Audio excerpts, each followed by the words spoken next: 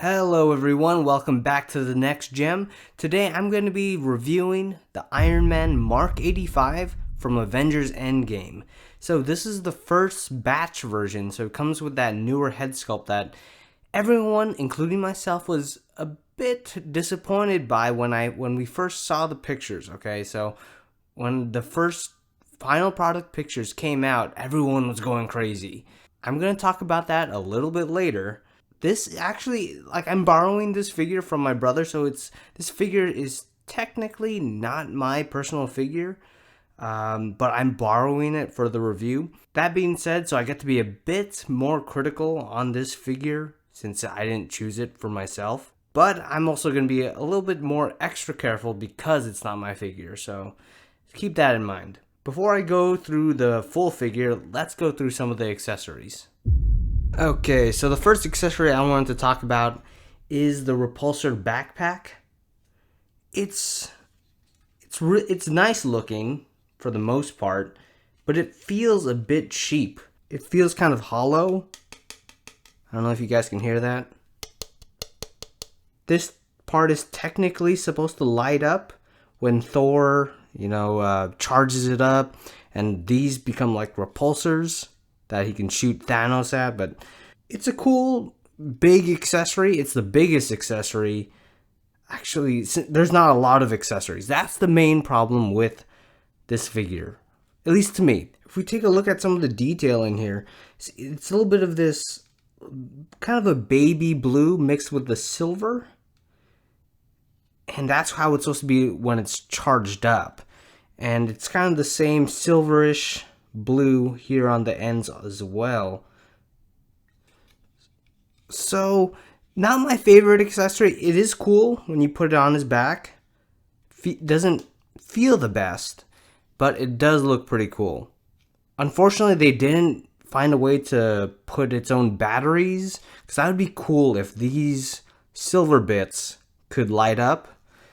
So it's a bit of a shame that we just get painted on, lights. So, not my favorite accessory. Alright, let's go through some of the hands. He comes with a pair of repulsor hands. So you can use that for all his flight poses or any of his repulsor blast poses as well. Really nice detail. It's a little bit flexed up here on the hand guard. All sculpted. No springiness to it. It's all kind of like this soft plastic except for the upper hand guard. So nice pair of repulsor hands. Always need that in an Iron Man figure for sure. Then probably the best accessory in my opinion is the Infinity Gauntlet, the Iron Man version. Really nice detail. You get to see all the Infinity Stones in there, and just the way it kind of like wraps around the detail in this piece. So the actual hand itself does have articulation in each finger and here around the wrist, so you can get in that snapping pose.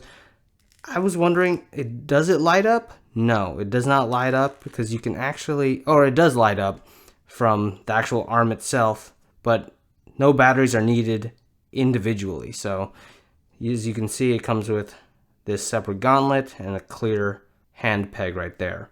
So you can plug that in and it'll light up if you want to put some lights in your arms.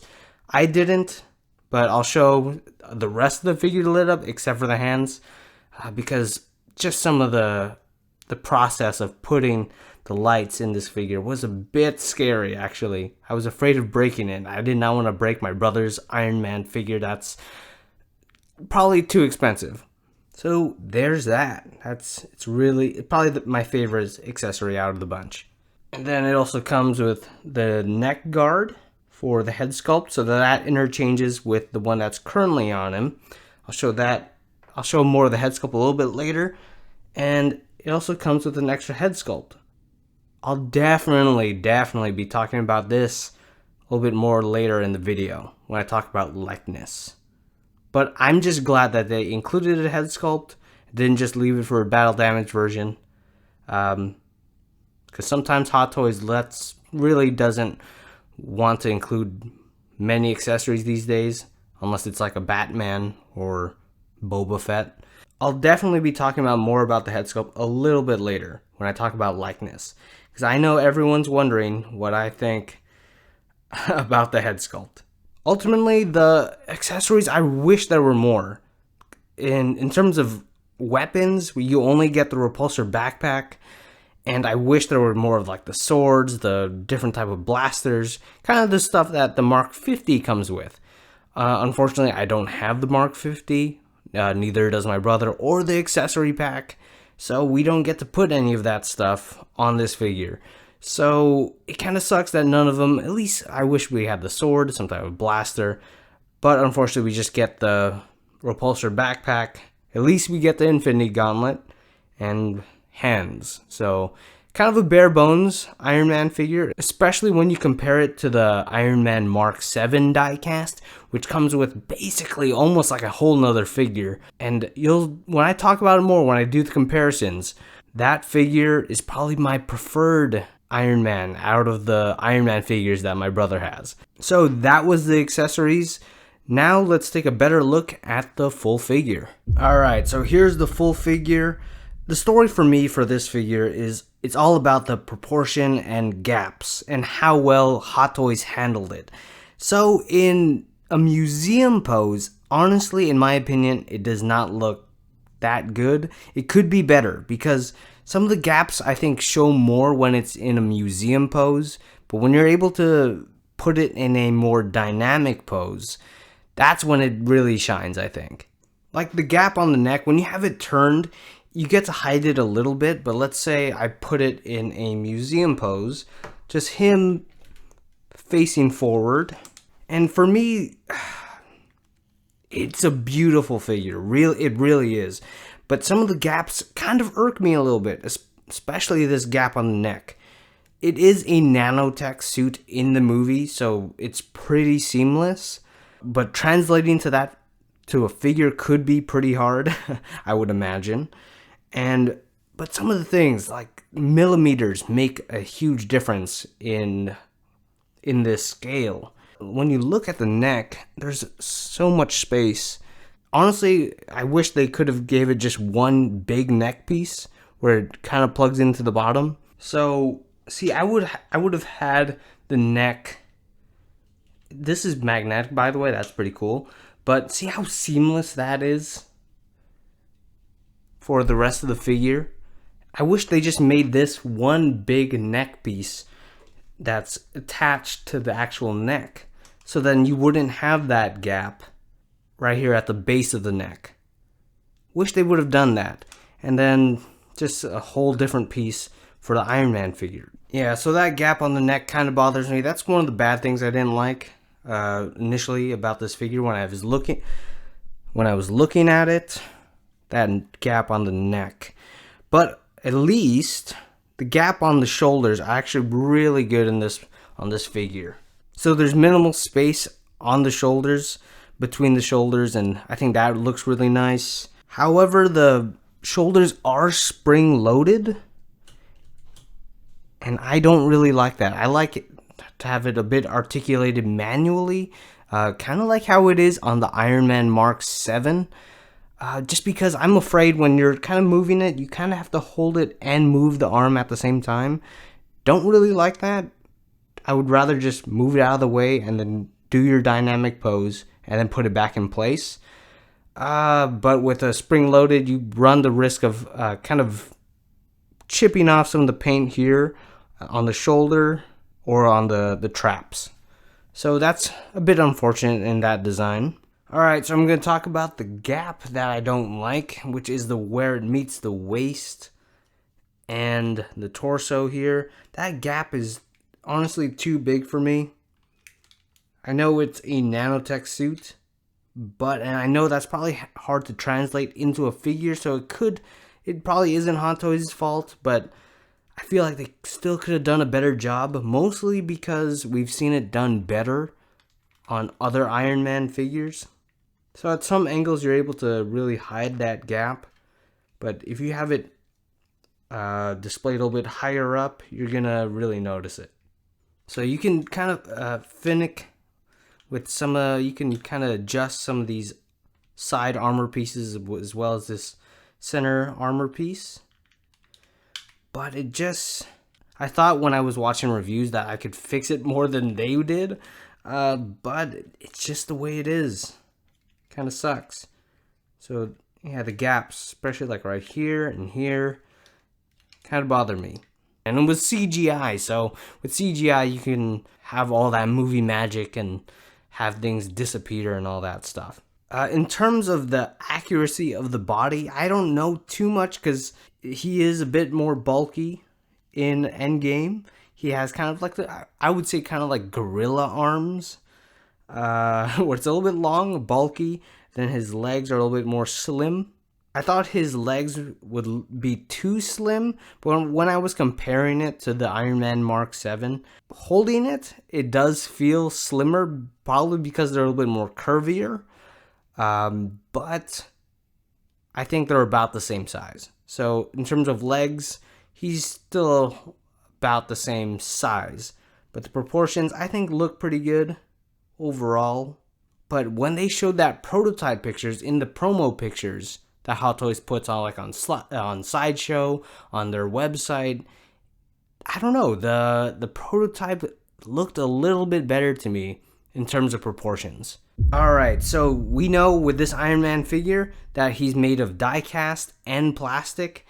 The distribution of die-cast in this figure is a bit interesting to me. He's still a weighty figure, don't get me wrong.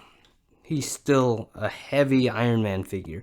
Probably not as heavy as a War Machine figure. And I could attest to that because I actually have a War Machine figure. And yeah, this guy's not as heavy as that, but he's still a heavy figure. Most of the diecast is in the legs, from what I feel, mostly here in the calves. Because of the light up feature that's here on the thigh section, this whole section on the side is plastic. And then this little section feels like die-cast. But this whole front section, up from here to over here, is plastic because of the little light mechanism that has to just for this little light right here, for the battery compartment. The light up feature for the legs, I think, scares me the most. In terms of putting the batteries in, that's such a scary process. But the diecast, it's a good hefty figure. You won't feel robbed that there's like no diecast in this figure. This whole torso section doesn't feel any diecast. And then it's mostly in the arms and legs. It's like the bicep area is plastic here on the gold section, but it feels like diecast here on the under silver section. So when you're handling it, it doesn't feel that cold to the touch, but it feels heavy because they have metal underneath with the plastic kind of more on the outside. Alright, I have Iron Man all lit up here, and it's really cool, actually. Just all these little lights throughout the figure. You have it here on the eyes, on the upper torso, or above his chest. Then you got his arc reactor. You got even little lights here on the side of the figure. Some on his waist. So he's lit up everywhere. Then you have some actually here on his hips as well. These, I hate getting the lights into this figure or even just turned on, because just the panels to pull them off are so scary to pull off and put back on, because there's this really loud snaps when you're putting on and off this figure, or those thigh panels. Jeez, they're really scary. And after this review, I'm probably just going to tell my brother, just take out all the batteries, especially the ones in the thighs, and never do it again, because to break this figure just for those little lights is not worth it. Let me show the lights on the back of the figure, because those are cool as well. So he's got lights also on the back of his head. I don't know if you can catch that, but on the back of his head, there's some lights back there as well when you light up the head sculpt. You got lights on his upper back, on his lower back, right here and there. And that's about it. And that's his butt. No other lights on his legs. So it's a cool light up feature. Is it worth it? I would just say if you're going to put batteries in, put it into the torso and in the head, but not the legs. The legs are too scary for me. Let me see if I can just capture this on camera. When you have to turn it off, you have to kind of just wedge your whole finger, and that's like that was pretty easy, right?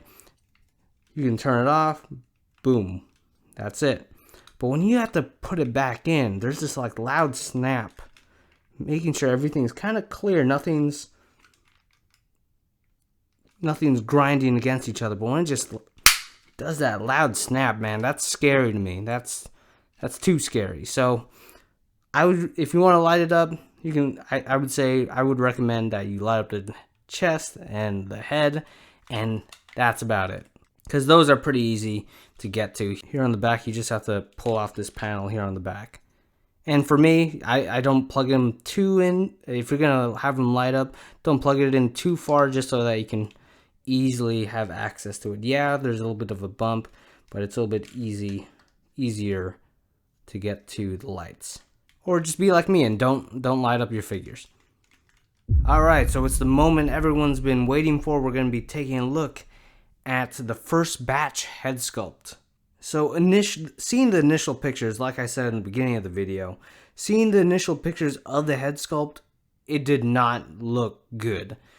It looked too narrow. It looked like it was a totally different person. It did not look like Robert Downey Jr. But seeing it in person, it's actually not that bad. I was like one of those people, I'm like, bro, don't get this figure. That head sculpt looks horrible. Just wait for the second batch. But when I saw reviews come out saying that the head sculpt looks better in person, I was like, okay, maybe consider it. Maybe consider this head sculpt, because in some angles it does not look that bad. When my brother unboxed this figure, I was like, yeah, it's actually not that bad. But from straight on, he kind of has like this bug-eyed look, and I was like, yeah, that's where you kind of lose it. From straight on, you kind of lose the likeness. He looks like his eyes are popping out of his skull.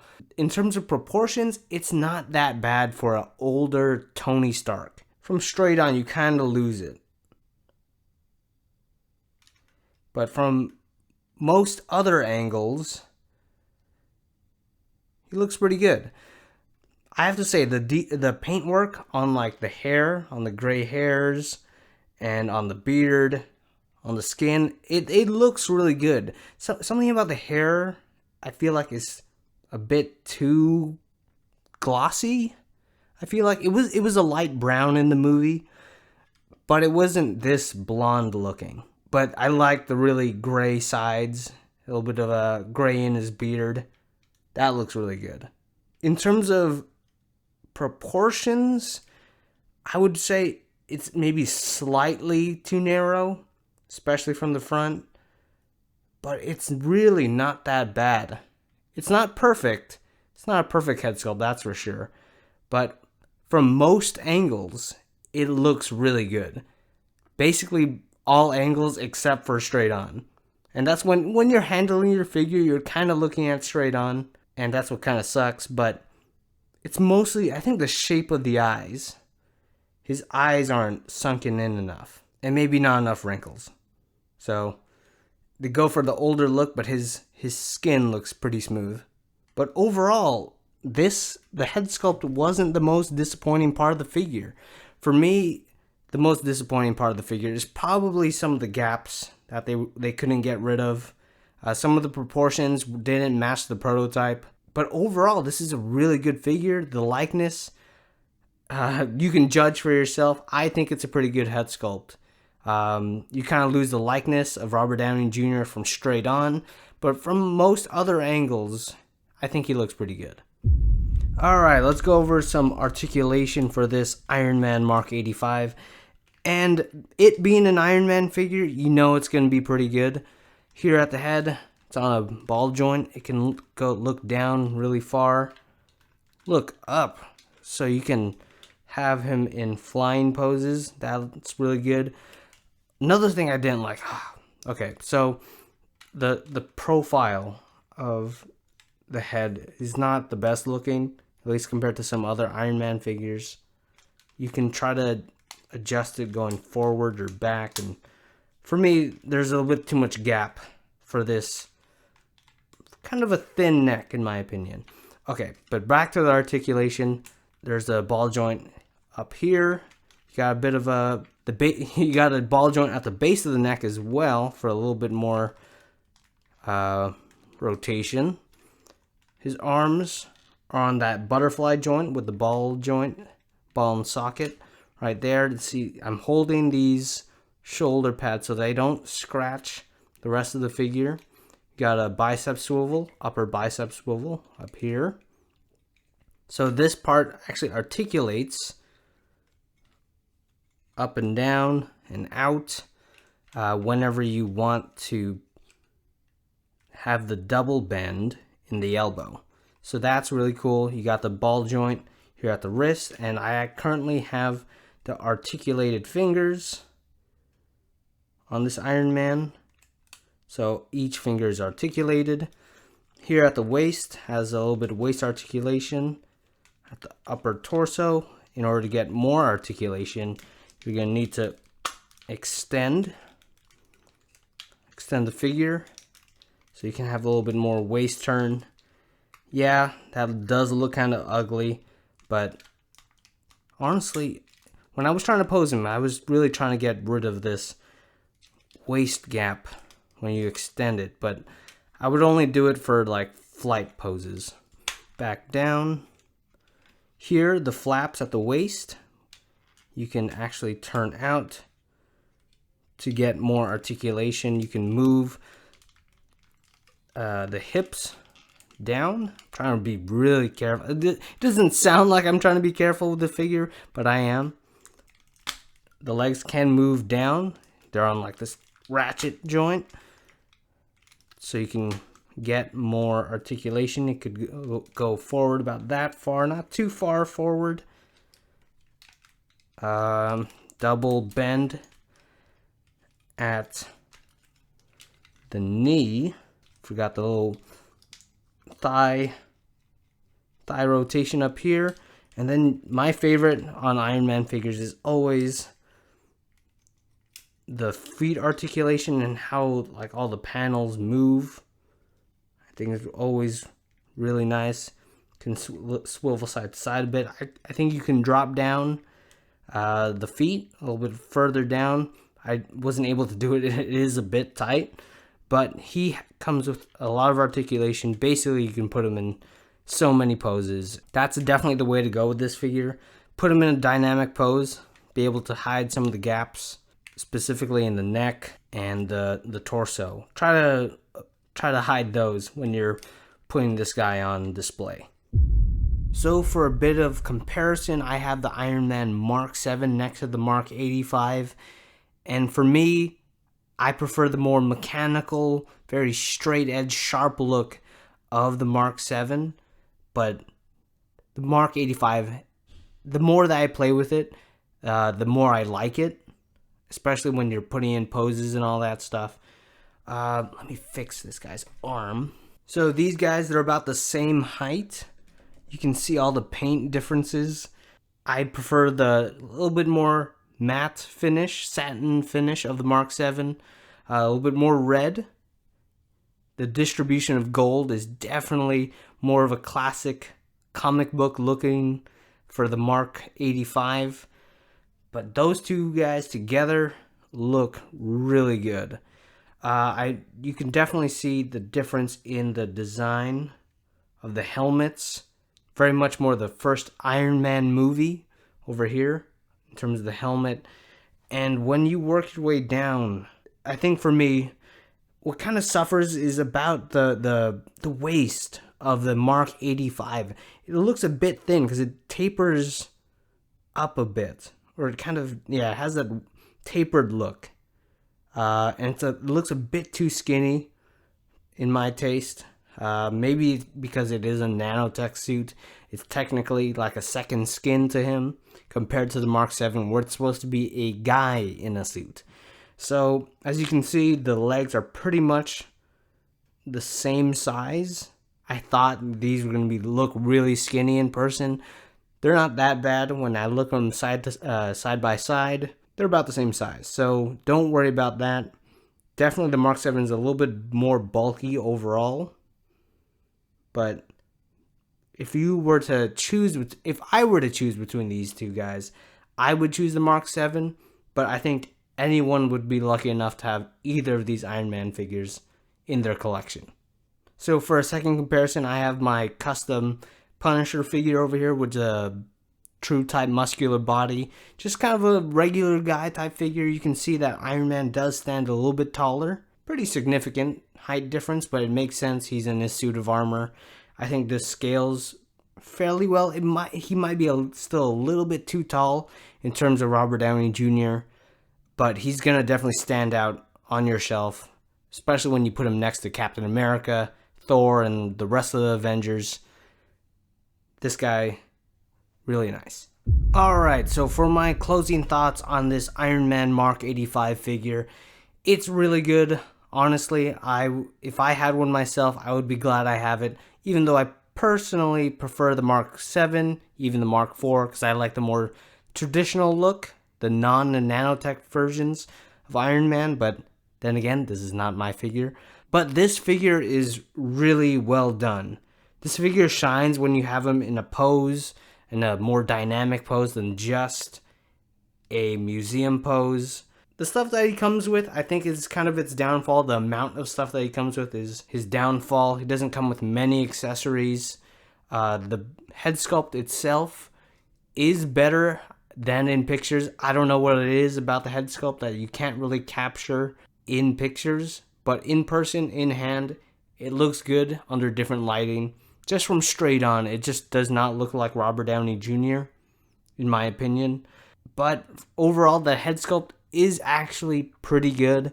Makes it a little bit more different from the rest of the Iron Man head sculpts that they use so far. And overall, if you were to pick up this figure, it is a hefty price tag, but it is a really good figure. I was really disappointed with how much, or the lack of accessories that he comes with, considering he's an Iron Man figure with a nanotech suit. The accessories are pretty much limitless in terms of his nanotech suits, and it's a bit unfortunate that we only get that repulsor backpack and a head sculpt and the Infinity Gauntlet. So that was a bit disappointing. Like I said, I wish there was more accessories. Some of the gaps could have been done a little bit better, but overall, if this was the only Iron Man in your collection, I think you'd be still, for the most part, pretty happy with it. For me, if I were to have it, I would rather have the Mark 7, but if out of the nanotech suits, out of the Mark 50 and Mark 85, I would still go with the Mark 85 just because of the colors, more gold, and it's still a really awesome figure. So guys, I hope you enjoyed the video. Please give a like down below. Subscribe if you want to see more reviews coming right up. And I'll see you guys in the next review.